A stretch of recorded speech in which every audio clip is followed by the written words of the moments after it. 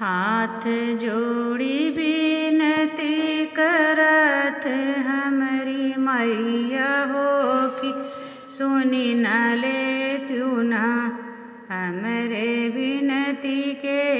अरजिया जननी सुनी न लेत्यू ना हमरे बिनती के अरजिया जननी सुनी न लेत्यू ना हाथ जोड़ी बिनती करती हमारी मैया हो कि सुनी न लेत्यू ना हमारे बिनती के अरजिया मैया सुनी न लेत्यू ना हमारे बिनती के अरजिया जननी सुनी न लेत्यू ना तब तो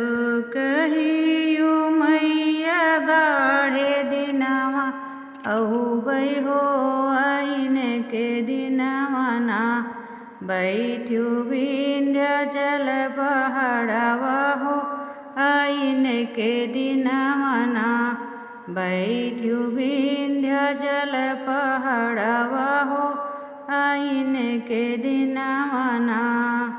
हाथ जोड़ी बिनती करते हमारी मैया हो कि सुनी न लेत्यू ना हमरे बिनती के अरजिया मैया सुनी न लेत्यू ना हमरे बिनती के अरजिया दुर्गा सुनी न लेत्यू ना तब तो कहऊ शीतल गाढ़े दिनवा औबै हो आइन के दिनवा ना बैठू चौकिया कधमावा हो आइन के दिनवा ना बैठू चौकिया के धमावा हो आइन के दिनवा ना हाथ जोड़ी बिनती करत हमारी मैया हो कि सुनी न लेत्यू ना हमरे बिनती के अरजिया जननी सुनी न लेत्यू ना हमरे बिनती के अरजिया मैया सुनी न लेत्यू ना तब तो कहऊ काली गाढ़े दिनवा औबै हो आइन के दिनवा ना बैठू काली खोह धमावा हो आइन के दिनवा ना बैठू काली खोह धमावा हो आइन के दिनवा ना हाथ जोड़ी बिनती करती हमारी मैया कि सुनी न लेत्यू ना हमारी बिनती के अरजिया मैया सुनी न लेत्यू ना हमारी बिनती के अरजिया मैया सुनी न लेत्यू ना तब तो कहऊ शारदे काढ़े दिनवा औबै हो आइन के दिनवा ना बैठू ऊँचे रे पहाड़वा हो आइन के दिनवा ना बैठू ऊँचे रे पहाड़वा हो आइन के दिनवा ना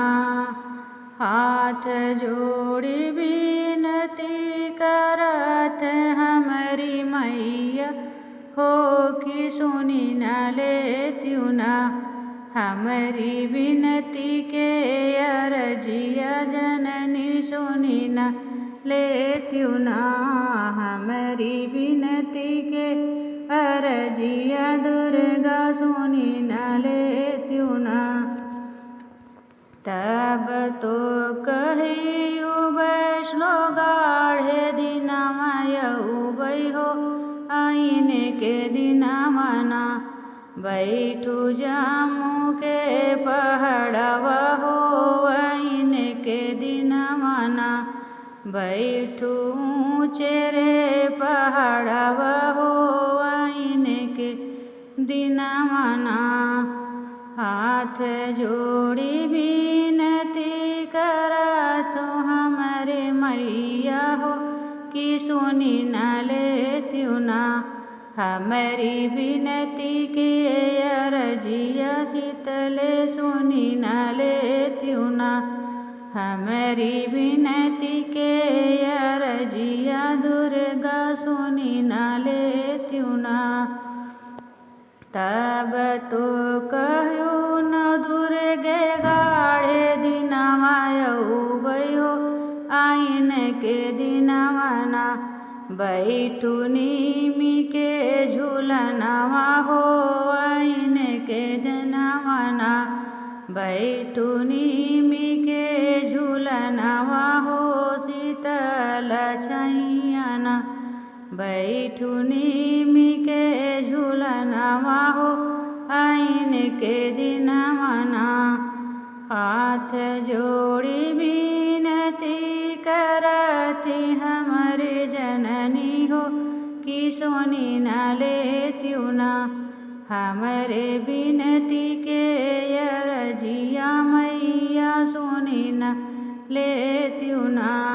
हमरे विनती के अरजिया दुर्गा सुनी न लेत्यू ना। तो ये प्यारा सा अगर पचरा गीत आपको पसंद आए तो प्लीज़ हमारे चैनल को सब्सक्राइब करें, लाइक कमेंट करें और ज़्यादा से ज़्यादा शेयर करें। इसी के साथ हम एंड करते हैं। धन्यवाद।